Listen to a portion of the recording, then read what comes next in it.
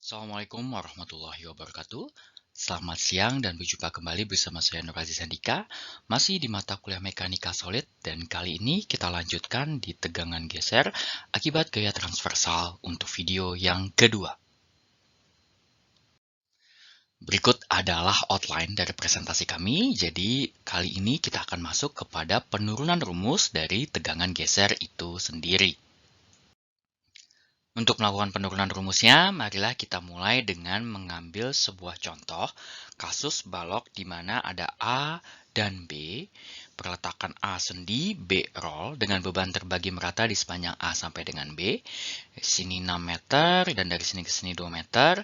Sebagaimana teman-teman ketahui, reaksi perletakannya seperti ini, dan berikut adalah gaya dalam lintang atau gaya dalam gesernya. Oke.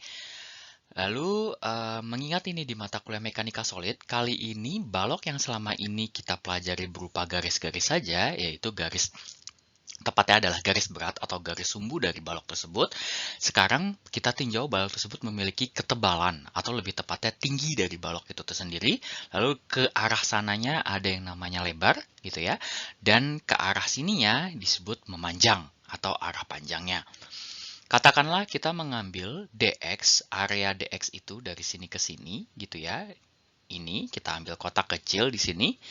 Segmen kecil sepanjang DX dalam arah sumbu X, gitu ya. Balok dengan dimensi penampang seperti di bawah ini, yaitu dalam 2 dimensi, lebar B, tinggi H, gitu. Sementara dalam 3 dimensinya, teman-teman bisa lihat di sini, ini adalah lebarnya B, H, dan ini adalah sumbunya X, Y, Z. Jadi X kalau dalam 2D-nya ini di sini, lalu Y-nya di penampangnya ke atas, dan Z-nya ke arah muka kita. Jadi kalau di sini X, Y-nya ke atas, Z-nya ke arah muka kita, gitu ya, sesuai dengan kaidah tangan kanan. Nah, segmen kecil yang sama, DX tadi, gitu, ini adalah DX, maka katakanlah DX dari sini ke sini, gitu ya. Lalu titik O-nya katakanlah di sisi terluar penampang yang sebelah kanannya, gitu.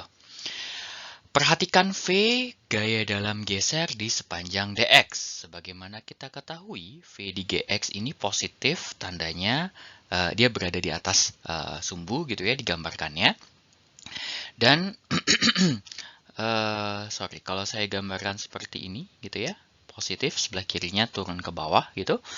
Maka kalau kita lihat di DX tadi, di DX ini, kita lihat bagaimana kondisinya di penampang, ditinjau pada ketinggian M aksen. Nah, ini V-nya yang tadi, sisi kanannya ke bawah, kirinya ke atas, gitu ya. Pada ketinggian M aksen, V tadi ini bekerjalah toe atau tegangan gesernya yang dituliskan terbagi merata dan arahnya ke bawah mengikuti arah V-nya. Oke, mari kita lanjutkan. Ini tadi toe-nya itu diasumsikan terbagi merata di sini gitu ya, di ketinggian M aksen. Ambil elemen kecil M aksen dari balok dengan memotong antara dua penampang yang berdekatan dan antara dua bidang horizontal. Asumsi tegangan geser yang bekerja di muka, depan elemen ini adalah vertikal dan terdistribusi merata dari satu balok ke sisi lainnya, gitu ya. Tegangan geser yang bekerja di satu sisi elemen selalu disertai tegangan geser yang besarnya sama dan bekerja tegak lurus muka elemen tersebut. Corresponding longitudinal shear stress that acts along the length of the beam. Jadi, tadi kita mempunyai V, lalu dari V ini diasumsikan tegangan geser toe-nya tersebar bekerja di muka depan elemen, gitu ya, vertikal dan terdistribusi secara merata seperti ini. Oke, lalu dikatakan setiap sisi elemen yang terdistribusi merata vertikal ini memiliki padanannya, oke, disertai tegangan geser yang besarnya sama dan bekerja tegak lurus muka elemen tersebut. Muka elemennya ini tegak lurusnya berarti yang biru tua ini ya. Oke, tegak lurus biru tua ini. Maka ada tegangan geser horizontal yang bekerja antara lapisan horizontal balok, sebagaimana juga tegangan geser vertikal yang bekerja di penampang. Jadi tadi V menyebabkan ada gaya dalam geser gitu ya, V tersebut, lalu dikatakan ada tegangan gesernya di muka penampangnya, yang arahnya vertikal tadi ke bawah, gitu ya. Nah, dikatakan selain arah vertikal ini juga ada tegangan geser yang bekerja tegak lurus dengan mukanya, yaitu ke sana. Gitu. Ini dia yang disebut tegak lurusnya ke sana, yang warna biru tua ini. Sehingga ada tegangan geser yang bekerja antara lapisan horizontal, ini kan ke sana ya. Nah, dan juga yang bekerja di penampangnya. Di setiap titik pada balok, tegangan-tegangan geser yang saling melengkapi ini mempunyai nilai yang sama. Jadi, ke bawah atau vertikal dan ke arah horizontalnya itu besarnya sama. Jadi, kalau misalkan saya ambil kotak nih, yang kotak merah ini, kalau kita lihat, maka taunya adalah ke kiri dan ke bawah. Itu. Sementara dua ini adalah padanannya. Karena ini ke bawah, maka ini ke kanan. Karena ini ke kiri, maka ini ke atas. Di mana ujung panahnya ini, ujung anak panahnya ini bertemu. Seperti itu. Oke? Nah, masih dengan gambar yang sama gitu ya, yang barusan tadi. Kesamaan tegangan geser horizontal dan vertikal yang bekerja pada satu elemen ini menghasilkan kesimpulan penting tentang tegangan geser di puncak dan di dasar balok. Jadi, kalau kita bayangkan bahwa elemen M aksen terletak di atas, yaitu di permukaan sini nih, atau di bawah, di permukaan sini, maka tegangan geser horizontal yang ke arah sananya harus 0. Nih, yang arah sininya dia 0. Karena tidak ada gesekan antar permukaannya. Sorry, maksud saya permukaannya hanya ada satu nih di atas. Di atasnya nggak ada. Sama halnya dengan yang di bawah. Hanya ada yang di atasnya, di bawahnya nggak ada. Sehingga tidak ada tegangan di permukaan di luar balok tersebut, maka dikatakan tegangan gesernya arah horizontal harus bernilai 0.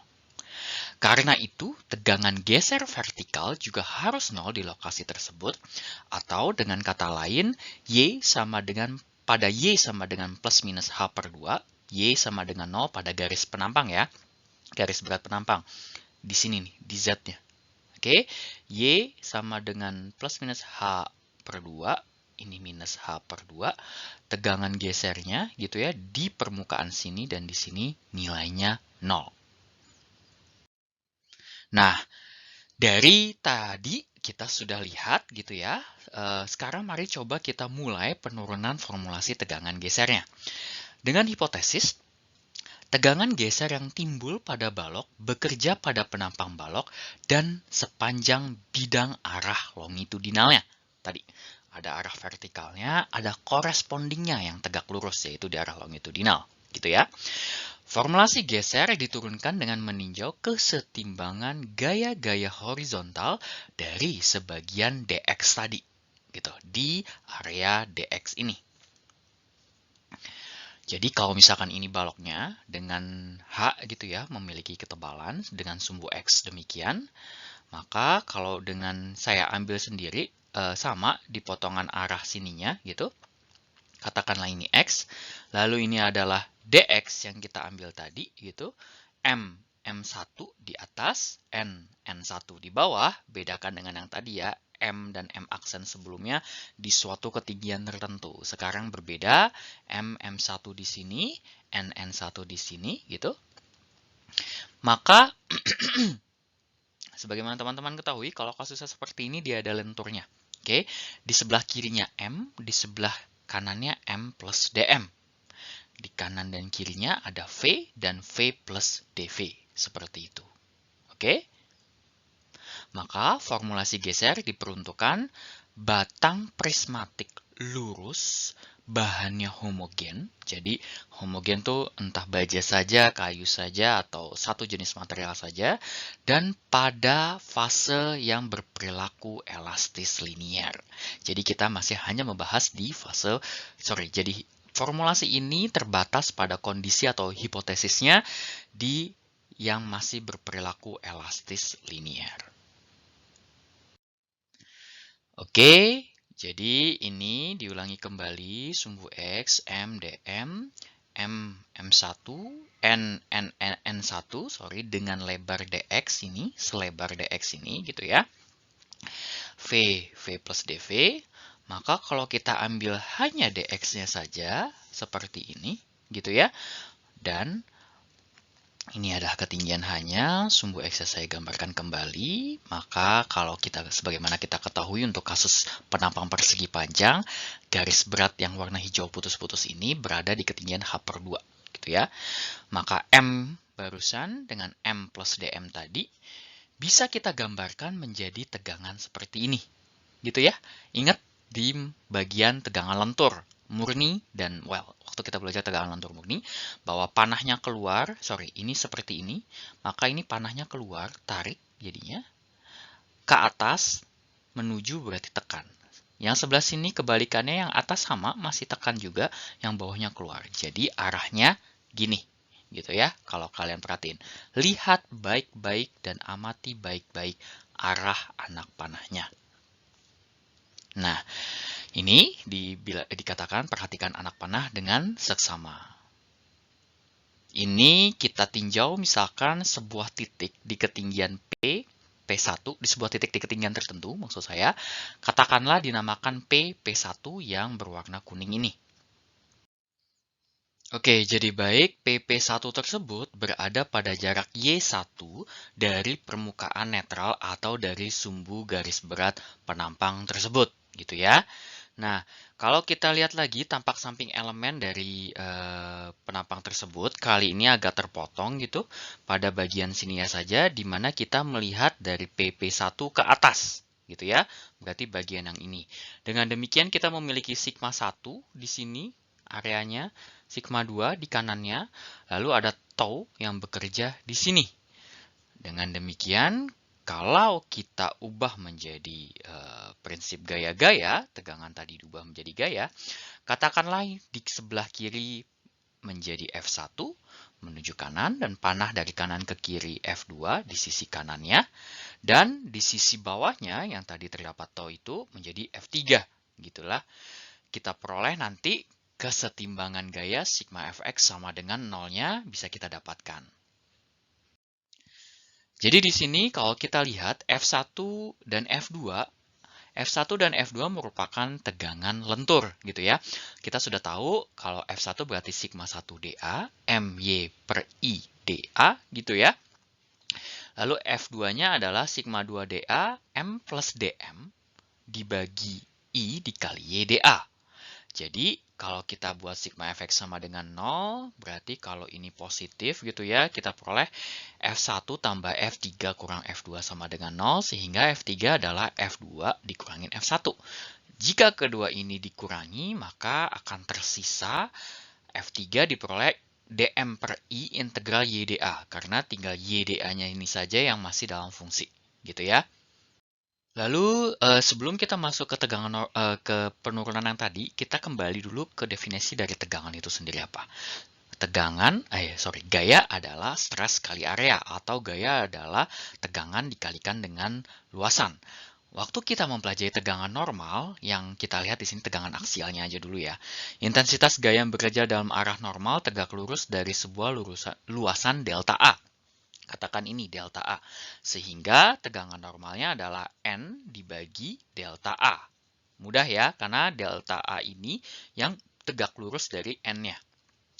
Sementara kalau tegangan geser tau, dia adalah intensitas gaya yang bekerja dalam arah sejajar dengan bidang dari sebuah luasan delta A.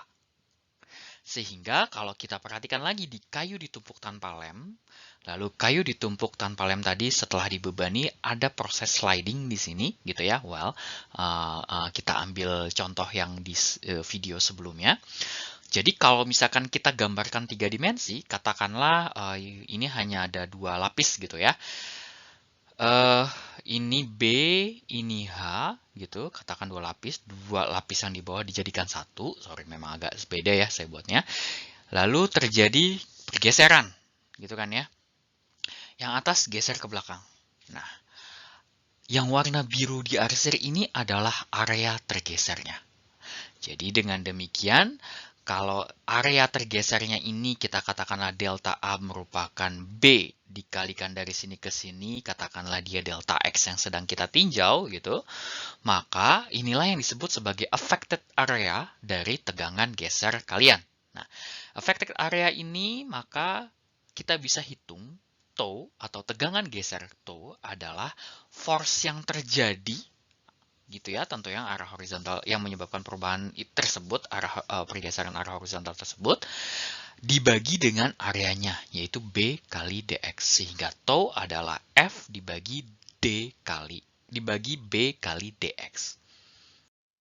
Nah, jadi kalau tadi kita perhatikan, tau terdistribusi merata di seluruh lebar B, sehingga F3 bisa kita tuliskan tau kali B kali dx. Tegangan tau yang menggeser area dengan lebar B di sepanjang dx. Tadi ya, sudah digambarkan. Nah, ini yang tadi saya sempat tunjukkan di slide sebelumnya. Sehingga kalau kita samakan antara F3 yang hasil F2 kurang F1 dan tau B dx, kita memiliki ini persamaannya. Kita uraikan kembali di mana kita tahu V adalah turunan pertama dari M, maka kita peroleh tau adalah V per IB dikalikan dengan integral YdA, yang kalau kita katakan integral YdA adalah Q, yakni statis moment, maka, atau nama lainnya adalah first moment of area, Q tersebut, kita peroleh taunya adalah V kali Q dibagi I kali dengan B. Oke? Nah, inersia yang mana yang bekerja di sini? Kalau teman-teman perhatikan, ini momennya bekerja di sini, gitu ya. Tak lain tak bukan, kalau kita pindahkan ke 3 dimensinya, dia seperti ini. Dengan demikian, dia adalah momen yang menggeser arah Z. Seperti ini. Sorry, bukan menggeser, yang memutar arah Z. Maaf ya, saya koreksi, memutar arah Z tersebut. Sehingga dia adalah momen Z. Dengan demikian, kita buat tau persamaannya kembali dibagi dengan I arah Z atau inersia Z dikalikan dengan B. Jadi dengan demikian berikut adalah hasil penurunan rumus yang kita peroleh. Jadi tegangan geser tau adalah VQ per IZ kali B untuk kasus ini. Di mana di kasus ini kalau kita teruskan sampai dengan momennya gitu ya, dia adalah momen yang memutar sumbu Z atau MZ, sehingga I yang kita pakai adalah I arah Z-nya. Berikut adalah referensi yang teman-teman bisa baca lebih lanjut. Terima kasih atas perhatian teman-teman semua. Semoga video bermanfaat. Sampai berjumpa kembali di video selanjutnya. Wassalamualaikum warahmatullahi wabarakatuh.